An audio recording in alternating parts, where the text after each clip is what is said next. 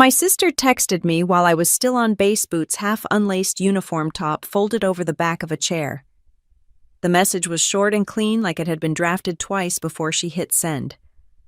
Don't come tonight. It's all elites. You don't belong. No greeting, no explanation. Just a decision delivered by text like a calendar update I was expected to accept. I stared at the screen longer than I should have. Not because I didn't understand it, but because I did. Tonight was the charity gala my parents had been planning for months. The kind with valet parking donor walls and people who say things like circling back without irony. I had known about it for weeks. I had even been told casually that I'd be there. Not as a speaker, not as part of the story, just present. That was apparently too much. I set the phone down on the metal desk and finished unlacing my boots. Around me, the base was winding down in its usual way. Someone laughed down the hall. A door slammed.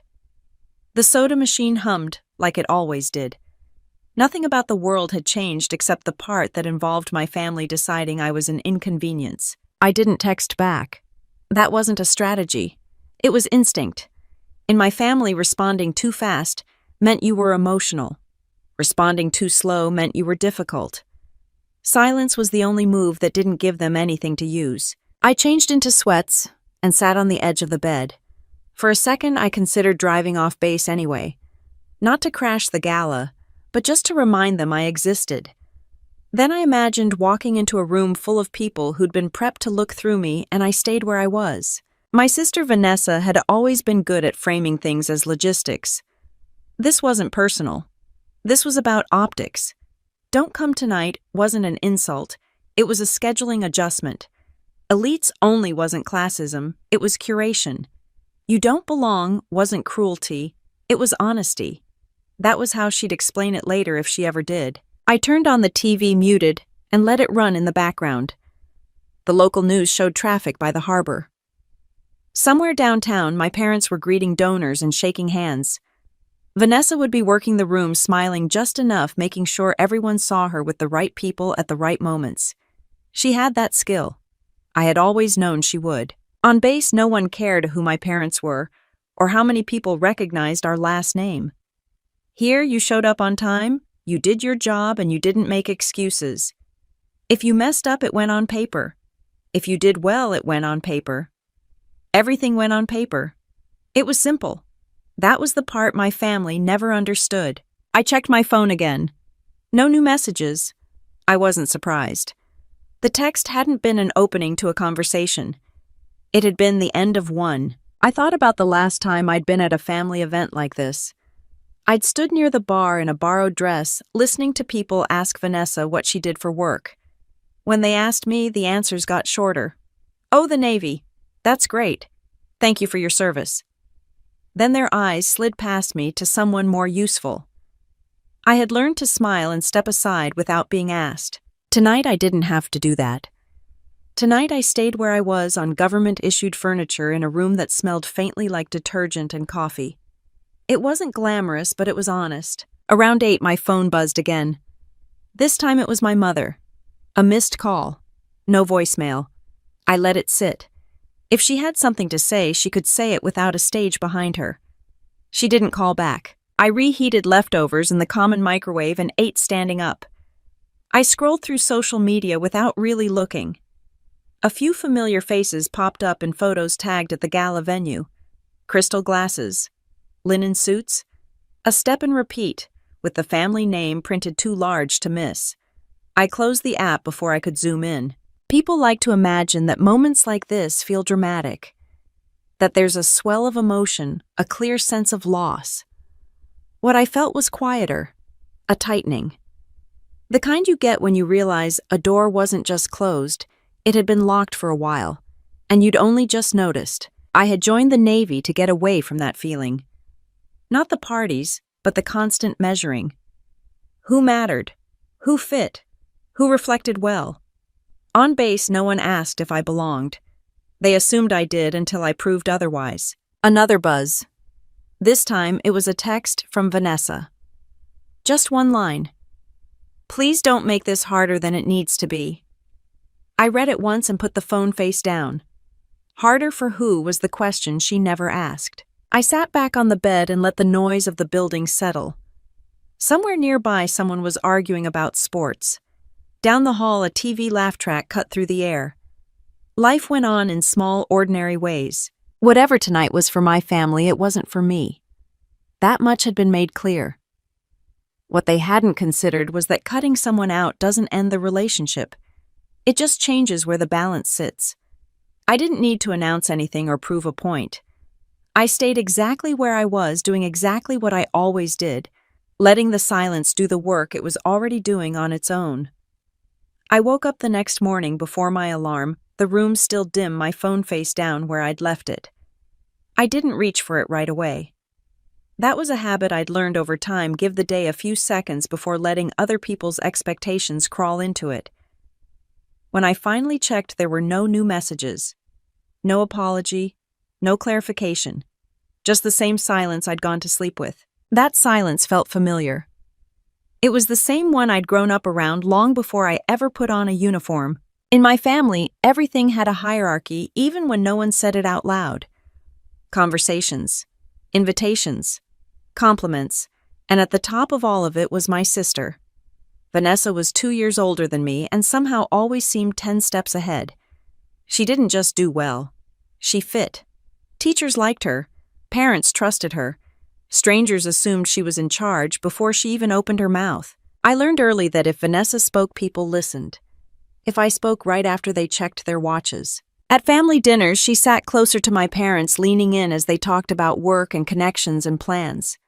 I sat wherever there was space. When guests came over, they asked her about school internships, future goals. When they asked me, it was usually one question followed by a polite nod and a quick pivot back to her. No one was cruel about it. That was the tricky part. It was all done with smiles. With praise that sounded fair until you paid attention to who got it most. Vanessa was impressive. I was independent. Vanessa was a natural leader. I was doing my own thing. Those labels stuck.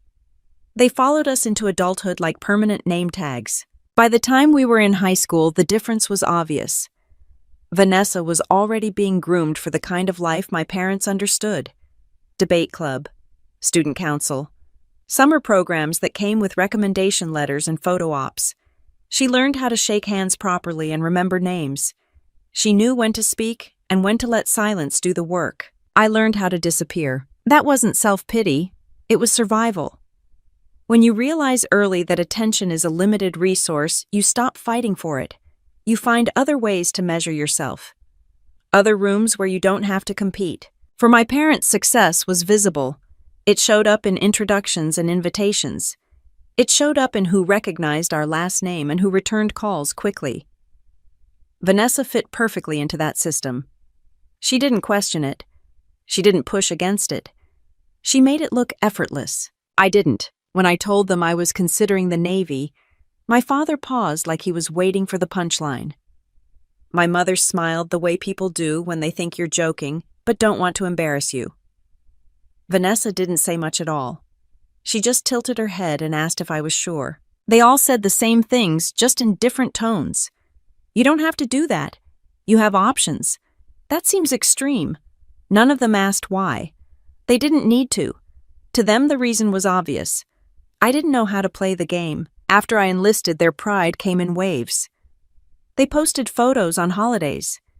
They mentioned my service when it made them look balanced and open-minded. But it was always an add-on.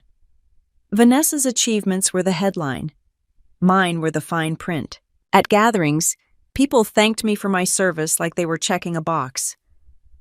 Then they turned back to Vanessa and asked about her latest project, her connections, her plans.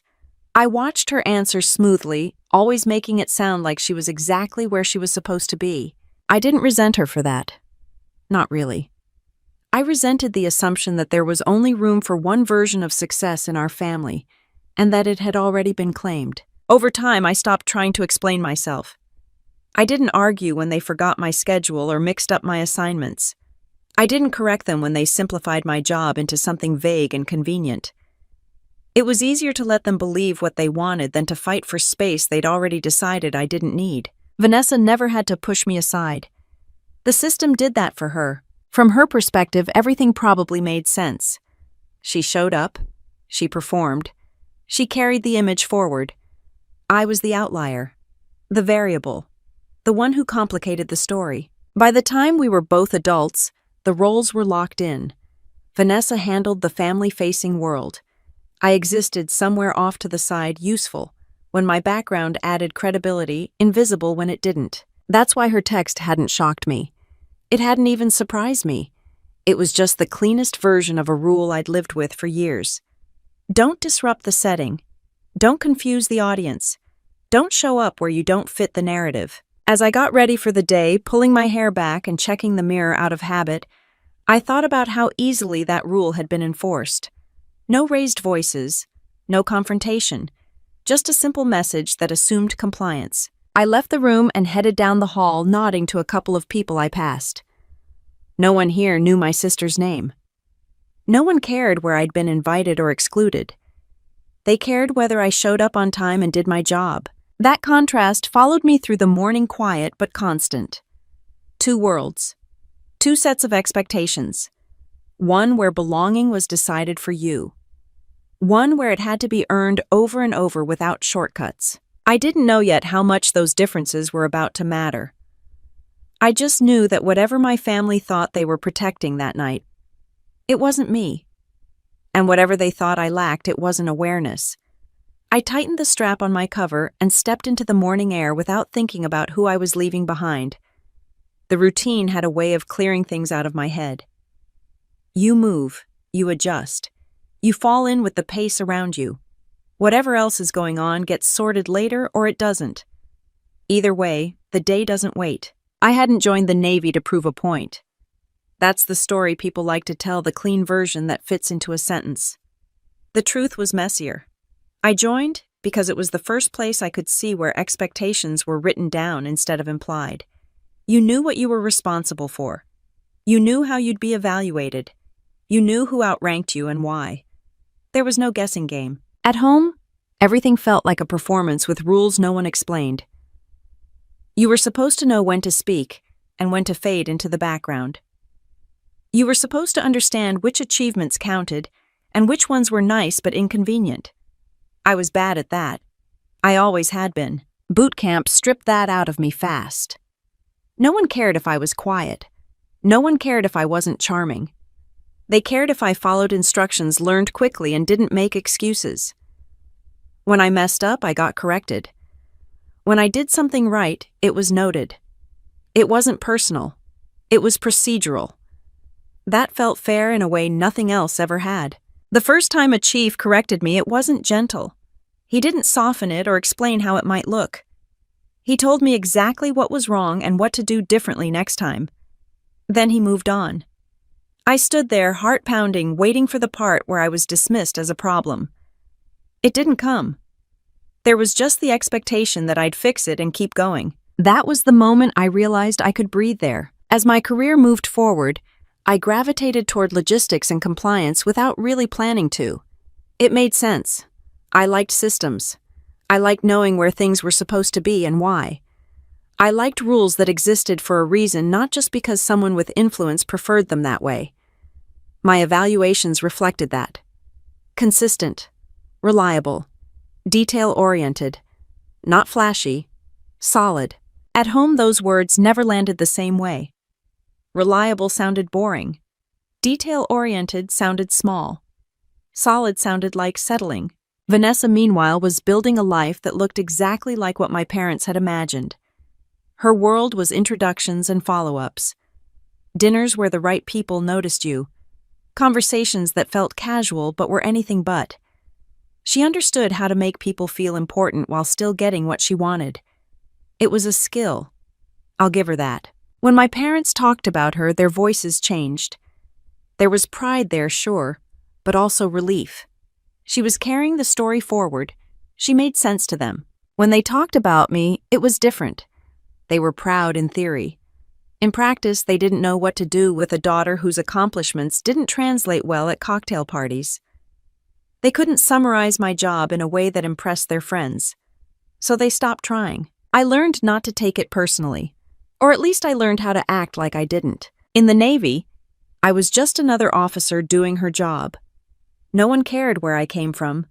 No one asked who my family knew. The only thing that followed me was my record, and that felt earned. It wasn't perfect.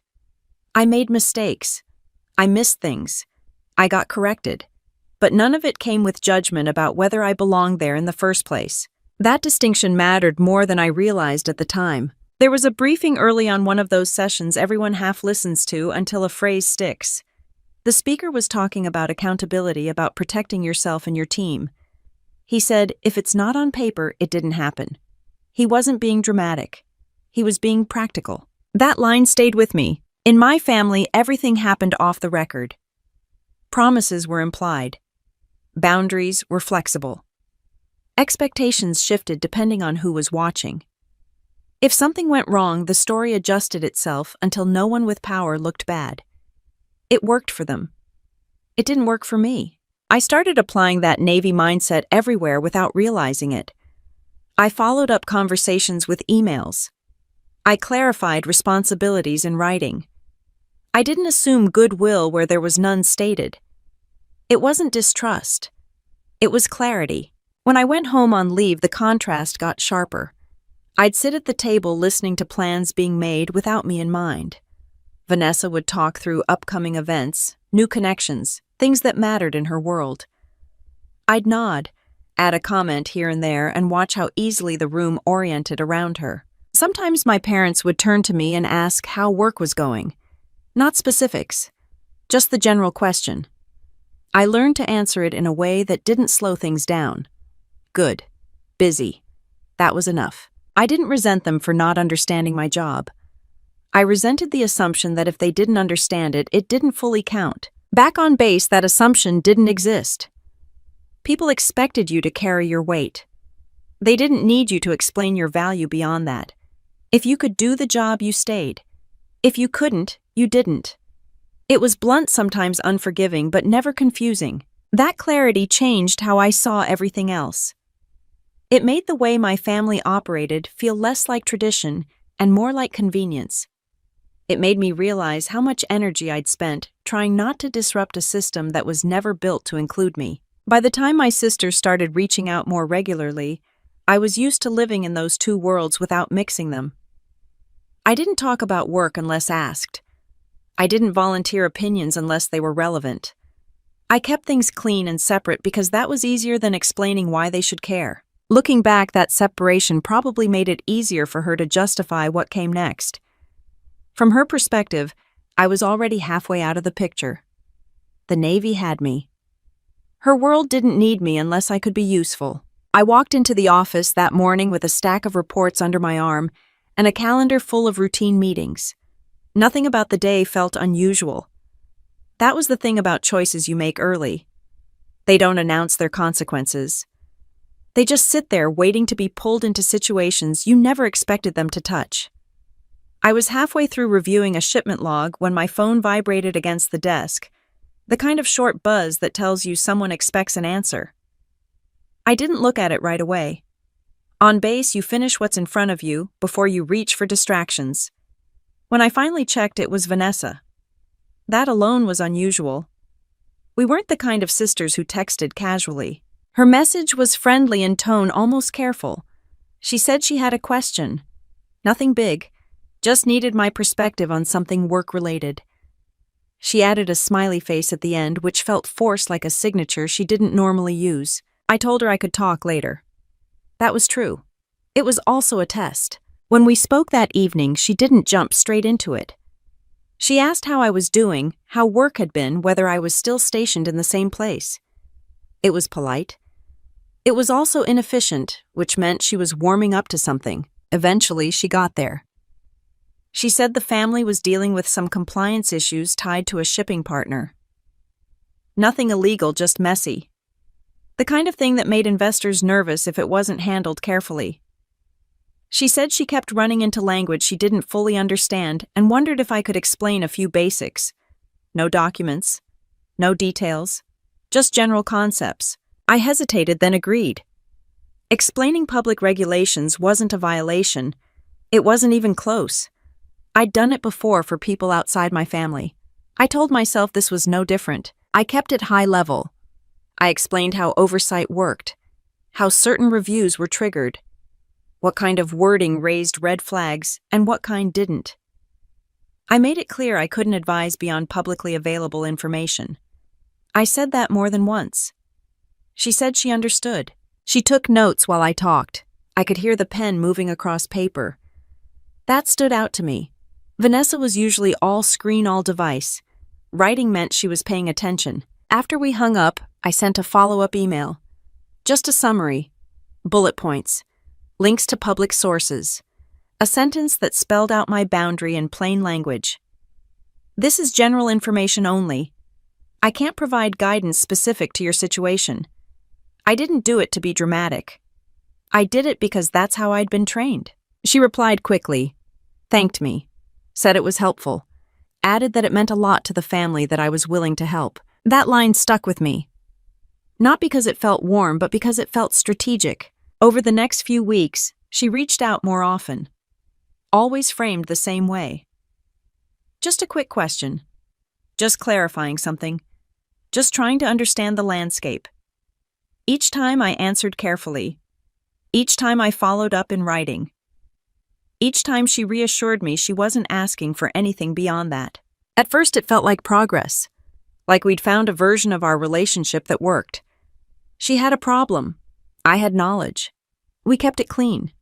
No drama. Then I started noticing small shifts. She'd repeat phrases I'd used almost verbatim.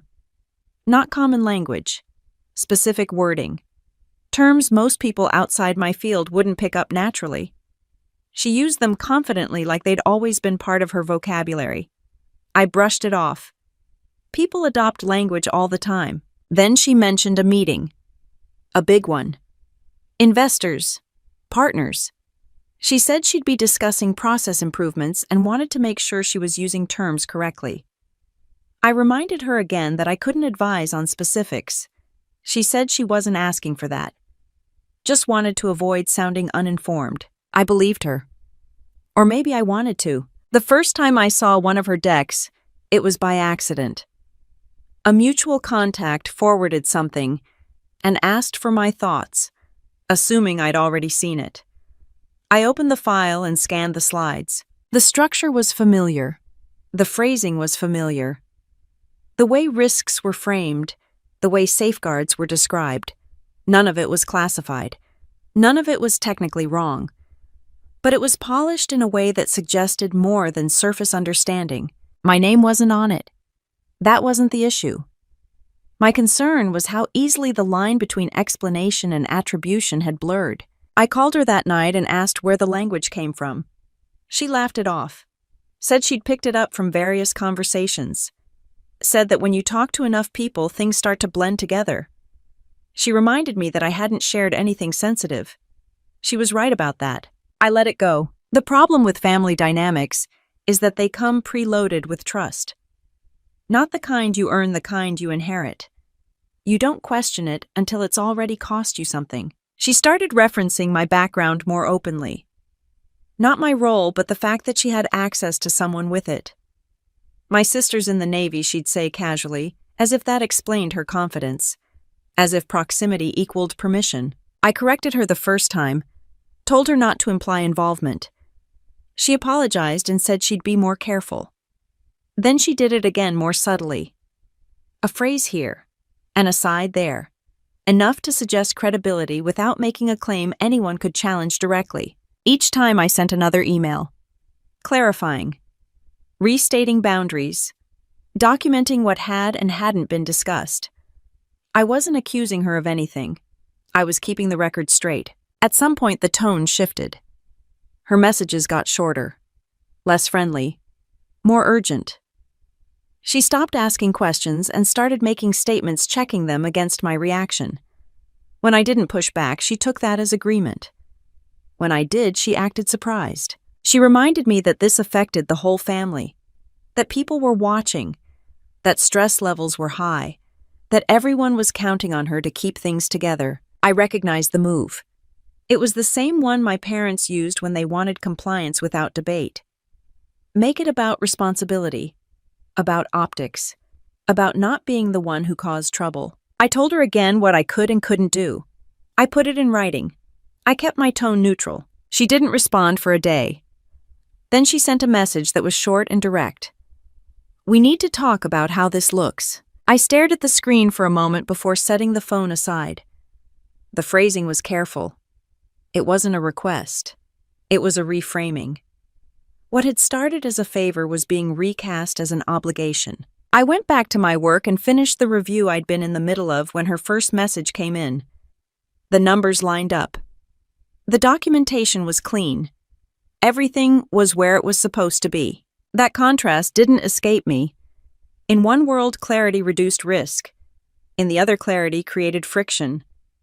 And friction, I was starting to realize, was something my sister had very little patience for.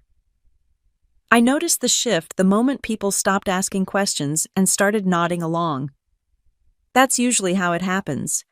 When someone stops trying to understand and starts acting confident, instead it means they think they already own the narrative. Vanessa invited me to sit in on a call one afternoon, framing it as a courtesy. She said it might be helpful for me to hear how these conversations went just for context. I told her I couldn't participate, but listening in wasn't a problem. She agreed and said she'd keep me muted. The call was polished. Too polished. She walked through a series of talking points that sounded familiar in a way that made my shoulders tighten. The structure was clean. The terminology was precise. She framed risk the same way I did, not vaguely, but in the exact order I'd used when explaining how oversight worked. No one on the line questioned her. They didn't need to. She sounded like someone who knew what she was doing. Halfway through, someone asked how she developed such a clear understanding of the process. She smiled and said casually, "I've had some help from my sister. She's in the Navy." There it was. She didn't say I'd advised her. She didn't say I'd approved anything. She didn't say I was involved. She let the room do the math on its own. Heads nodded. Pens moved. The assumption landed and settled without resistance. I stayed muted. After the call, I emailed her. Short, direct. I told her she couldn't reference me that way. I told her it created a false impression. I told her I needed her to stop immediately. She replied within minutes. Said I was overthinking it. Said everyone knew I wasn't directly involved. Said it was just context. She added that mentioning my background helped people trust that she was taking compliance seriously. That was the first time I realized she wasn't confused. She was choosing. From then on, the pattern became harder to ignore. She reused phrasing I'd sent in emails, sometimes word for word. She framed decisions as if they were informed by internal insight without specifying what that meant. She spoke with authority that wasn't hers to claim, and she did it smoothly enough that no one pushed back. I wasn't angry. That came later. At first I was focused on control, on minimizing exposure. I sent another email restating boundaries. I forwarded previous messages where I'd drawn the line. I asked her to acknowledge in writing that I was not advising, endorsing, or involved. She responded with a single sentence. "I think you're misreading how this comes across." That was new. Until then, she'd at least pretended the issue was misunderstanding. Now she was implying the problem was my perception. The next deck I saw confirmed it. A colleague I trusted sent it over with a note asking if everything looked right. I opened it expecting more of the same. What I saw was cleaner, more confident. It wasn't just language anymore. It was framing. She presented safeguards as if they were already in place. She described review processes as if they'd been implemented, not proposed. It was just vague enough to avoid being an outright lie, but specific enough to inspire confidence. My contribution had been turned into a credential. I called her immediately. This time, she didn't warm up the conversation. She went straight into justification. She said pressure was high. She said timelines were tight. She said people needed reassurance.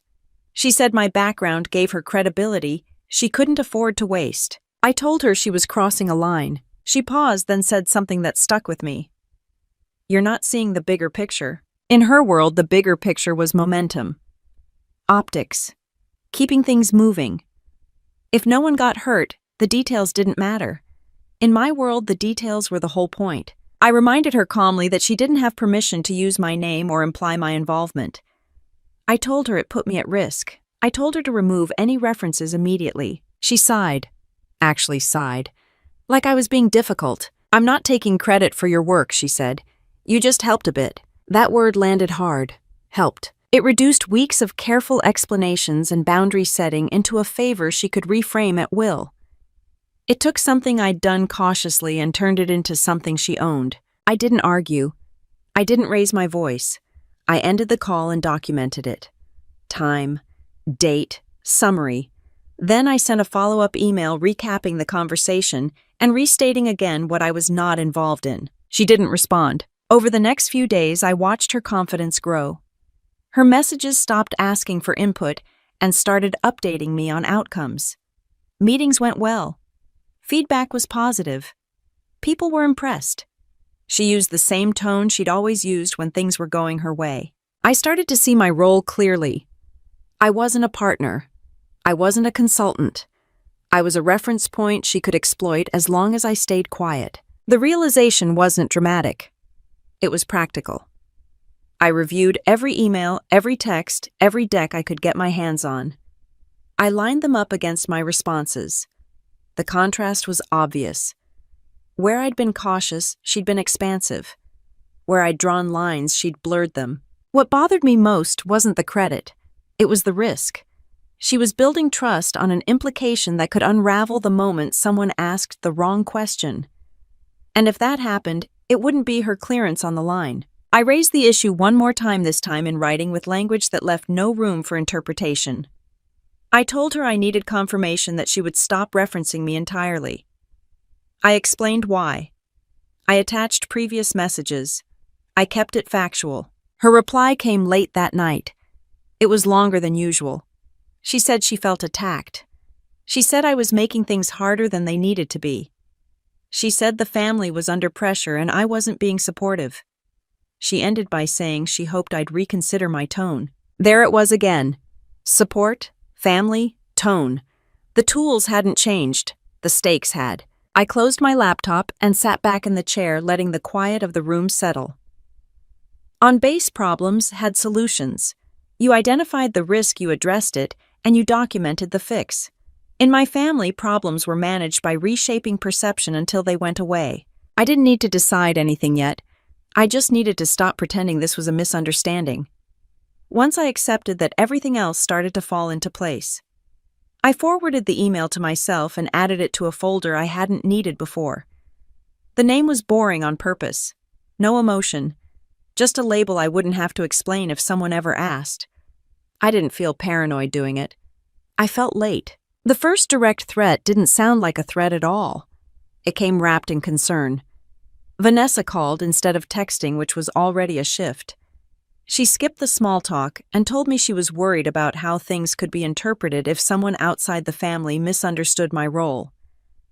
She said words like exposure and liability, like she'd just learned them and wanted to try them out. I let her talk. That was another habit I'd picked up. People reveal more when you don't rush them. She said there were advisors involved now.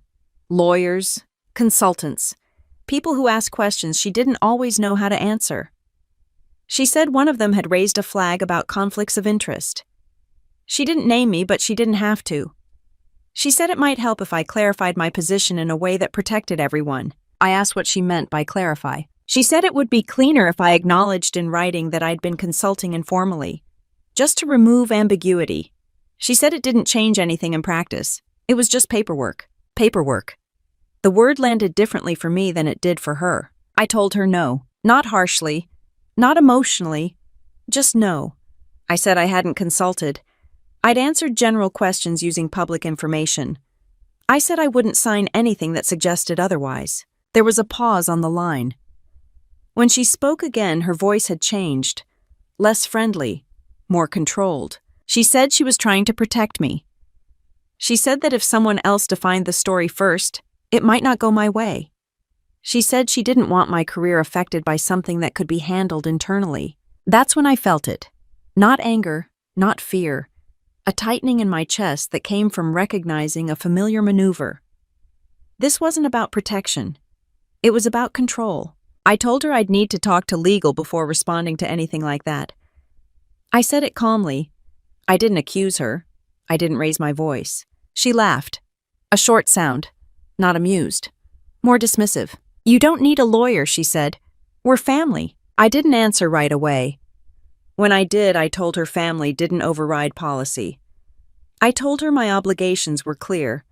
I told her I wasn't willing to blur them. She ended the call soon after. Within an hour, my mother called. That part hurt more than I expected. She used the same tone she'd always used when she wanted agreement without discussion. She said Vanessa was under a lot of stress. She said I needed to be flexible. She said people were counting on us to present a united front. I asked her if anyone had actually accused me of doing something wrong. She said that wasn't the point. I told her it was. She said I was being rigid, that I'd always been that way, that this was why I didn't fit easily into the family's world. She said if I cared about them, I'd help smooth things over instead of making them harder. There it was again. The same equation. Discomfort equals disloyalty. I ended the call without resolving anything and sat there longer than I meant to. I wasn't panicking.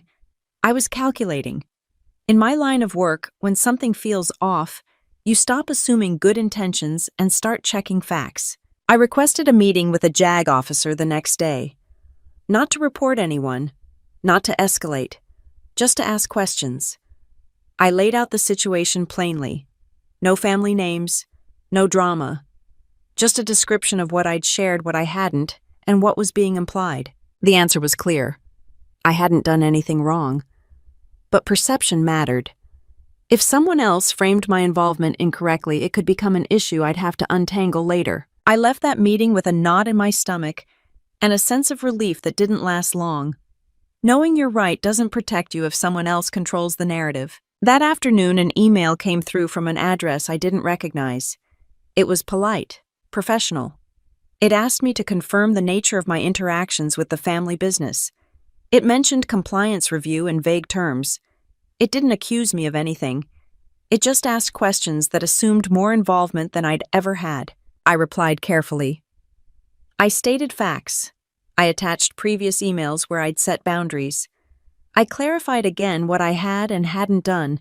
I kept my tone neutral. I forwarded the response to my personal account and saved it. Vanessa called that evening furious. She said I'd blindsided her. She said involving outsiders made things worse. She said I was creating a paper trail that could be misread. I told her the paper trail already existed. I was just making sure it was accurate. She said if this went further, she couldn't guarantee how it would reflect on me. She said people with influence didn't like surprises. She said maybe I should think about what I stood to lose. That was the moment the conversation crossed a line it couldn't come back from. Not because of what she said, but because of how easily she said it. Like leverage was just another tool in a kit she'd been using for years. I didn't respond to that comment. I ended the call and wrote everything down while it was still fresh. Exact phrasing. Timestamps. Context. I didn't add opinions, just facts. Over the next few days, the pressure increased. More emails, more calls, subtle suggestions that cooperation would make things easier. That silence would be interpreted poorly. That family handled things internally. I stopped engaging beyond written responses. I didn't explain myself. I didn't justify. I clarified and documented. It wasn't defiance. It was self-preservation. What surprised me wasn't how quickly things escalated. It was how comfortable everyone seemed with the escalation. As long as it stayed quiet, as long as it stayed within the family, the methods didn't matter. At work, my days stayed the same. Briefings, reviews, deadlines. No one there knew what was happening, and I wasn't about to change that. I did my job. I showed up prepared. I kept my record clean. At home, the messages kept coming. Some firm, some emotional, all designed to push me back into the role I'd stepped out of without announcing it. I didn't need to respond to every one of them. I just needed to make sure that if someone ever read the exchange from start to finish, the truth would be obvious without commentary. By the end of the week, it was clear this wasn't about resolving a misunderstanding. It was about forcing alignment. And for the first time, I understood that the risk I was managing wasn't hypothetical anymore. It was active, persistent, and coming from people who believed they had every right to apply it. I realized something was wrong when I stopped being included without anyone telling me I wasn't. No argument, no announcement, just absence. It showed up quietly the way things always did in my family when a decision had already been made. The first sign was a group text that went silent. It wasn't dramatic. One day it was there, full of updates and logistics and half-finished plans. The next day it wasn't. I checked to make sure I hadn't muted it by accident. I hadn't. My name was gone. No explanation. No follow-up. Then the calendar invites stopped coming. Not cancellations, just nothing.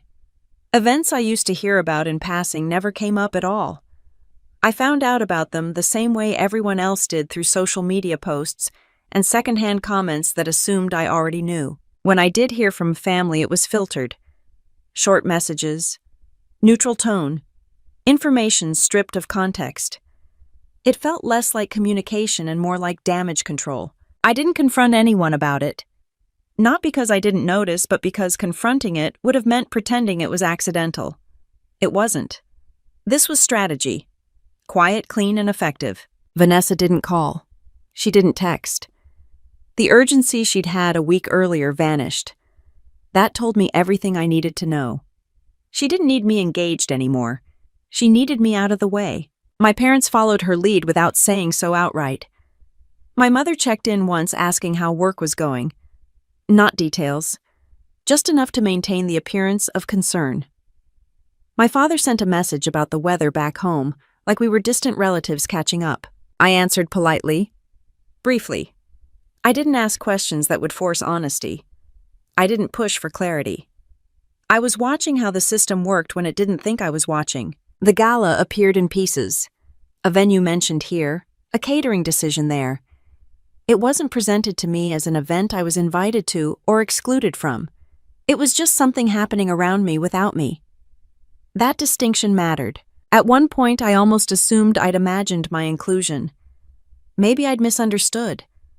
Maybe I'd filled in a blank that was never meant for me. That kind of self-doubt comes easily when people stop acknowledging you directly. It's efficient. You do the erasing for them. Then Vanessa texted. There was no build-up, no softening. Just the line I'd already read too many times in my head. Don't come tonight. It's all elites. You don't belong. Seeing it again didn't sting the way it had the first time. It clarified things. This wasn't about logistics or stress or timing. It was about control. She was closing a door and making sure I knew I wasn't meant to knock. I didn't respond. Not because I was hurt, but because responding would have confirmed the hierarchy she was trying to enforce. Silence was the only answer that didn't put me back in my assigned place. That evening, I watched the family erase me in real time. Photos went up. Smiles. Toasts. Familiar faces clustered together in rooms I recognized. The captions were careful. Family. Legacy. Together. Words chosen to imply completeness. No one asked where I was. No one tagged me. No one mentioned my absence. That was the point. You can't explain what you don't acknowledge. I didn't scroll for long. I didn't need to. I already knew how the story was being told. What surprised me wasn't the exclusion. It was how normal it felt. How easily everyone slipped into their roles. Vanessa at the center. My parents flanking her, proud and composed. The extended network orbiting comfortably around them. I thought about all the times I'd stepped aside to make that picture cleaner. All the times I'd answered questions vaguely so the conversation could move on. All the times I'd accepted being the quiet one so no one had to feel awkward. This was the logical end of that pattern. At work, none of this existed. The next morning, I sat through a briefing where my input was expected and used. A junior officer asked a question and waited for my answer. A supervisor followed up on a point I'd raised the week before. No one hesitated. No one looked past me. That contrast was sharp enough to feel physical. Back home, the silence deepened. I wasn't blocked. That would have been obvious. I was simply removed from circulation. Messages passed around me. Decisions happened without me. It was exclusion without confrontation, which meant no one had to defend it. I documented it anyway. Not because I planned to use it, but because it was happening. Dates, messages, screenshots, not emotions, just facts. Vanessa eventually sent another message. Short, neutral. She asked if I was upset. Not what she'd done, just whether I was reacting poorly to it. I didn't answer. That choice wasn't dramatic. It was practical. Engaging would have pulled me back into a conversation framed entirely on her terms. Silence kept the boundary where it was. I stopped checking social media. I stopped expecting updates. I stopped assuming I'd be looped in. Those were habits, and habits can be broken once you stop pretending they're harmless. What took longer was accepting that this wasn't temporary. This wasn't a cooling off period. This was a reclassification. I had been moved from family member to liability, from participant to risk factor. The realization settled slowly without panic. In my line of work, when a system excludes you, it's usually because you no longer serve its function. That doesn't mean the system is right. It means it's consistent. I didn't need to argue with that consistency. I just needed to stop fighting it. By the end of the week, the pattern was unmistakable. No messages asking for clarification. No attempts to smooth things over. Just a clean break that everyone pretended was mutual. I kept doing my job. I kept my routines. I kept my records. I didn't announce my distance or explain my silence. I let the absence stand on its own. Because once you're erased without explanation, there's nothing left to negotiate. I opened my laptop and lined up the files the same way I did before an inspection, neat and boring enough to disappear into the background. There was no dramatic moment where I decided to fight back. It felt more like switching from denial to maintenance. You stop hoping a problem resolves itself and start making sure it can't damage you further. The first thing I did was stop talking on the phone. Not just with my family, but with anyone connected to them. If someone called, I let it go to voicemail. If they texted, I responded once clearly and only in writing. I wasn't trying to trap anyone. I was making sure there was a record that didn't rely on memory or interpretation. I pulled every email I'd exchanged with Vanessa and put them in chronological order. I highlighted the parts where I'd drawn boundaries. I flagged the moments where she'd acknowledged them. I saved copies to a personal drive that never left my apartment. It wasn't paranoia. It was standard procedure when something moved from uncomfortable to risky. At work, I asked for a quick check-in with a senior officer I trusted. I didn't mention family names or events. I framed it as a hypothetical. What happens if someone outside your command implies involvement you didn't have? How do you protect yourself without escalating? He didn't hesitate. He told me to keep everything documented and avoid informal communication. He told me to assume anything not written could be reshaped later. That matched what I was already doing. It helped to hear it said out loud. I drafted a final email to Vanessa and read it 3 times before sending. It wasn't angry. It wasn't emotional. It laid out facts. What I had shared. What I had not. It stated clearly that I was not advising, consulting, or endorsing anything related to her work or the family business. It asked her to confirm in writing that she would stop referencing my background in any capacity. I didn't add anything about family. I didn't mention trust or disappointment. I didn't need to. Those words wouldn't protect me. She replied hours later with a message that managed to say very little while implying a lot. She said she felt blindsided. She said my email made it sound like I didn't trust her. She said she hoped we could handle things privately instead of creating unnecessary complications. I replied once more. I clarified that the email wasn't a negotiation. It was a statement of record. I asked again for confirmation. She didn't respond. Instead, an email arrived from a consultant tied to the family business. It was framed as a routine inquiry. They wanted to understand the scope of my involvement, if any, so they could accurately assess risk. The wording assumed there was something to assess. I answered the same way I'd answered before. Brief, precise. I attached documentation. I removed ambiguity. I didn't accuse anyone of misrepresentation. I simply corrected it. That was the moment things shifted. Messages started coming from unexpected directions. An old acquaintance asking if I was still involved with my family's work. A vague LinkedIn request from someone who'd attended one of Vanessa's presentations. Nothing overt. Just small signals that the implication she'd created was now being examined by people who didn't share her incentives. Vanessa called that night. I didn't pick up. She texted instead. The tone was sharper than before. She said I was overreacting. She said my responses were making people nervous. She said I needed to think about the impact on our parents. I didn't answer right away. I reread her message, then added it to the folder. The one with the boring name. What I felt then wasn't satisfaction or fear. It was clarity. The system that had erased me was now reacting to the absence it had created. Without my cooperation, the assumptions it relied on couldn't hold their shape. Over the next few days, I kept my routine exactly the same. I went to work. I met deadlines. I followed procedure. I didn't gossip. I didn't hint.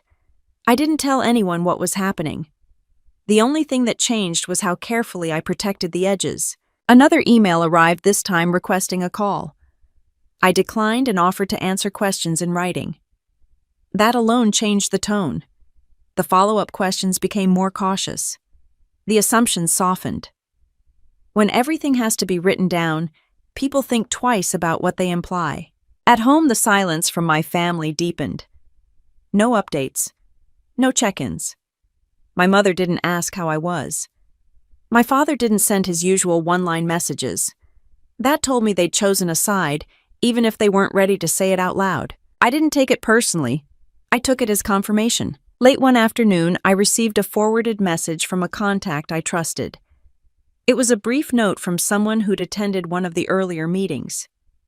They said they were hearing different versions of the same story and wanted to make sure they understood what was actually true. They asked if I was involved. I replied with a single sentence, "I'm not involved and I've never represented otherwise." I attached my previous clarifications. The response came quickly. A thank you. An acknowledgement. No follow-up questions. That's how it spreads.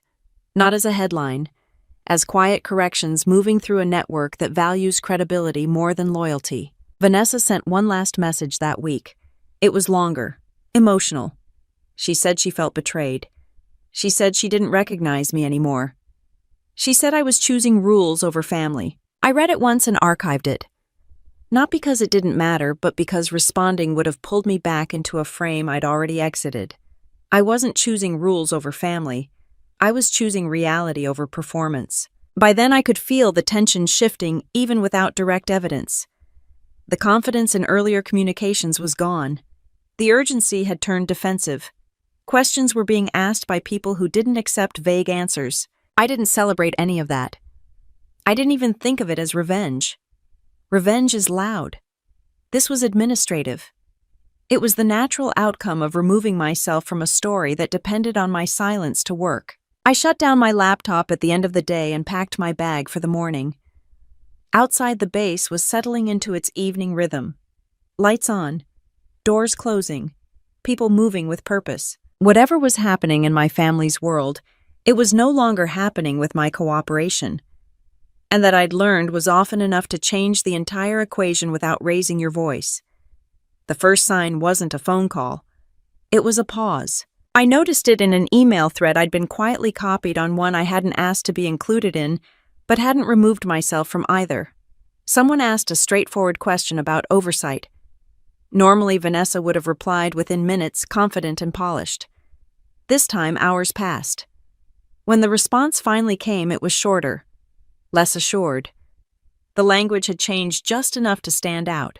That was when I knew the tone had shifted. That evening, the gala photos started appearing online.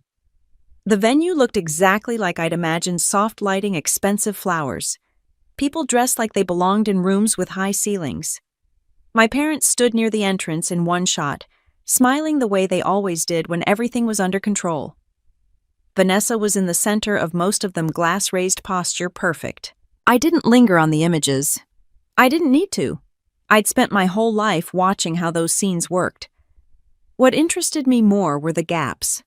The people who weren't tagged. The familiar names missing from the comments. The likes that didn't show up. During events like this, there's always a quiet layer beneath the celebration. Conversations that don't make it into photos. Questions asked in low voices. People who step aside instead of stepping closer. That layer doesn't announce itself. It just accumulates. I was finishing up some paperwork when my phone rang. Vanessa's name lit up the screen. I let it ring until it stopped. A minute later, a text came through. "Can you call me?" I didn't respond. 10 minutes passed. Another call. Then another text, longer this time. She said there were misunderstandings spreading. She said people were getting confused. She said I needed to help her clear things up. I stayed where I was and kept doing what I'd been doing. The work in front of me had deadlines that didn't care about family crises. The next message came in sharper. She said she didn't understand why I was being so rigid. She said the timing was bad. She said I was choosing the worst possible moment to make a point. That word again. Point. As if this were a tactic instead of a consequence. I finally replied once, "Everything I've said is accurate." That was it. No explanation, no reassurance. Her response came almost immediately. "This is hurting us." Us didn't mean family. It meant the image. As the night went on, the messages changed tone. The confidence I'd heard on those earlier calls was gone. In its place was urgency. Not panic exactly. More like someone realizing the floor wasn't as solid as they'd thought. At some point after midnight, an unfamiliar number called. I didn't answer. A voicemail followed. It was polite. Measured. Someone introduced themselves as an advisor and said they wanted to clarify a few things. They said there seemed to be conflicting understandings about my role. I didn't return the call. I forwarded the voicemail to my personal account and added it to the folder. The next morning, I woke up to a different kind of quiet. My phone was still. No new messages from Vanessa. No check-ins from my parents. The noise had stopped all at once, like a switch had been flipped. That silence told me more than the calls had. At work, the day unfolded normally. Meetings, updates, a quick conversation with a colleague about a delayed delivery. No one mentioned my family. No one hinted at anything else. That separation mattered. It reminded me that the world didn't revolve around one event, no matter how important it felt to the people hosting it. Around midday, an email came in from someone higher up the chain, not accusing us, not alarmist. Just a note acknowledging my previous clarifications and thanking me for being responsive. They said they'd adjusted their understanding accordingly. That was it. No drama. No confrontation. Just a quiet recalibration. I leaned back in my chair for a moment and let that settle. This was the part people don't talk about when they imagine revenge. There was no satisfaction in it. No rush. Just the steady realization that when information is accurate and consistent, it moves on its own. Later that afternoon, Vanessa called again. I answered this time. She didn't start with anger. She started with disbelief. She said she couldn't believe I'd let things get this far. She said people were questioning her credibility.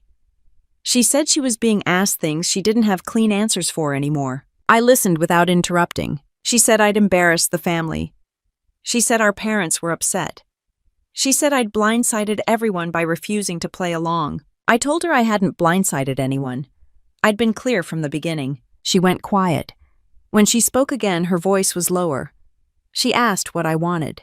The question caught her off guard more than it did me. I want the record to be accurate, I said. That's it. She said that wasn't enough. She said people didn't care about records, they cared about perception. She said fixing this would require cooperation. I didn't argue with her. I didn't correct her worldview. I just told her I wasn't available to help reshape anything. She ended the call without saying goodbye. That night, more messages came in from people I hadn't spoken to in years. Neutral questions. Careful wording. Each one hinted at the same thing: the story they'd been hearing didn't hold together anymore. I answered only what was asked. I attached documentation where it made sense. I didn't volunteer opinions or speculate about motives. I let the facts stand on their own. By the end of the night, the pattern was clear. The gala had gone on as planned. The speeches had been made. The photos had been taken. But beneath all of that, something had shifted. The confidence that had carried my family's image for years was thinning. Not collapsing, Not exploding, just cracking quietly under the weight of questions that couldn't be smoothed over with charm. I shut off my phone and sat in the dark for a few minutes, listening to the distant sounds of the bass settling down. There was no urge to check messages again. No need to see how things were unfolding in real time. Whatever came next would move at its own pace. And for the first time, that pace wasn't being set by my sister's ability to control the room. I didn't block anyone right away. I just stopped reaching for my phone every time it buzzed. That small change did more than any dramatic gesture ever could. Messages came in slower after that. When they did arrive, they were cautious. Like whoever sent them wasn't sure which version of me they were talking to anymore. The first call from my father came late, well after work hours. I answered because ignoring him felt unnecessary, not because I expected clarity. He didn't raise his voice. He didn't accuse me of anything. He said he'd heard there were questions circulating and wanted to understand what was happening. I told him exactly what I'd told everyone else, what I had shared, what I hadn't, where I'd drawn the line. I didn't editorialize. I didn't bring up the gala. I didn't mention the text. I kept it factual. He listened longer than I expected. When he finally spoke, he said he wished I'd been more flexible. He said things might have gone smoother if I'd trusted the family to handle it internally. I asked him if smooth was the same thing as accurate. He didn't answer that. My mother sent a message the next day. It was softer. She said she hated how divided things felt. She said she missed talking to me the way we used to. She said she didn't recognize the distance anymore. I read it twice before replying. Then I told her the distance hadn't appeared overnight. It had just stopped being managed for appearances. She didn't respond. Vanessa didn't reach out again. Not directly. I heard about her through others. People who asked careful questions. People who framed things as concern instead of curiosity. The same network that had once amplified her confidence was now recalibrating quietly without asking permission. At work, nothing changed. That was the part that grounded me. I still showed up. I still had responsibilities. I still had people relying on me to do things correctly and on time. No one there asked me to compromise my standards for the sake of harmony. They expected me to uphold them even when it was uncomfortable. That expectation was a kind of relief. A few weeks later, I received a formal acknowledgement from someone I'd been corresponding with. They thanked me for my cooperation and confirmed that their understanding of my role had been updated. The language was neutral. The tone was final. Whatever assumptions had been floating around were no longer floating freely.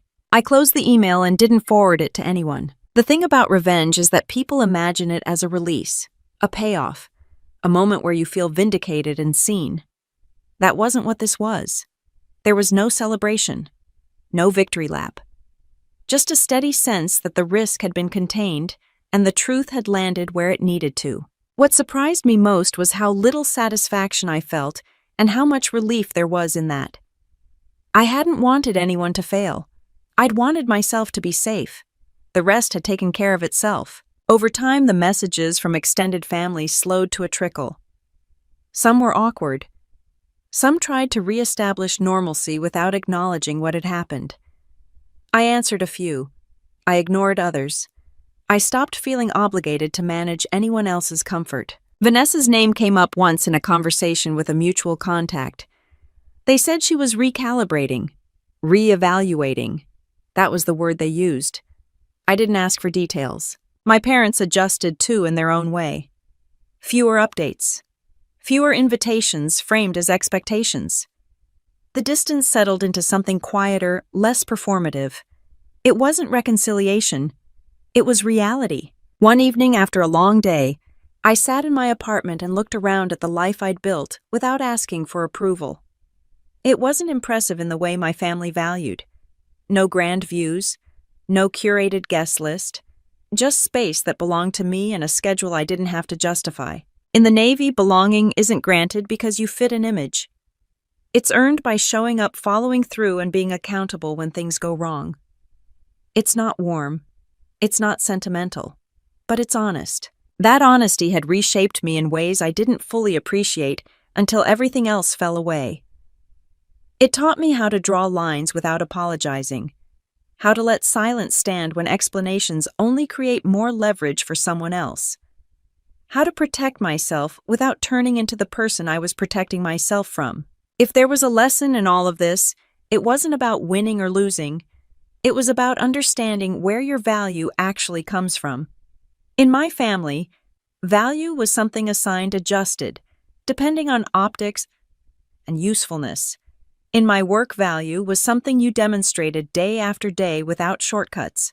I didn't cut anyone off dramatically. I didn't make announcements. I just stopped performing. I stopped filling gaps that weren't mine to manage. I stopped shrinking to keep a story intact. And in that space, something unexpected happened. I felt lighter. Not because things were resolved, but because they were clear. Whatever my family chose to believe after that was theirs to carry. I'd already done what I needed to do. I'd kept my record clean. I'd kept my word. I'd stayed where I belonged even when others tried to tell me I didn't. The Navy didn't teach me how to get even. It taught me how to stand still while the noise sorted itself out. That turned out to be more effective than anything I could have planned. I didn't tell this story to make anyone look bad or to prove that I was right. I told it because situations like this happen more often than people admit, especially in families where image matters more than honesty. Family drama doesn't always come with yelling or slammed doors. Sometimes it shows up as silence pressure and quiet rewrites of the truth. For me, serving in the U.S. Navy taught me something my family never did. Your value isn't decided by who includes you, but by how you carry yourself when it would be easier to fold. If this felt familiar, if you've lived through your own version of a family revenge story or been pushed out for not fitting the mold, you're not alone. Subscribe to the channel for more real stories about family conflict, personal boundaries, and finding your footing when the people closest to you make it harder instead of easier.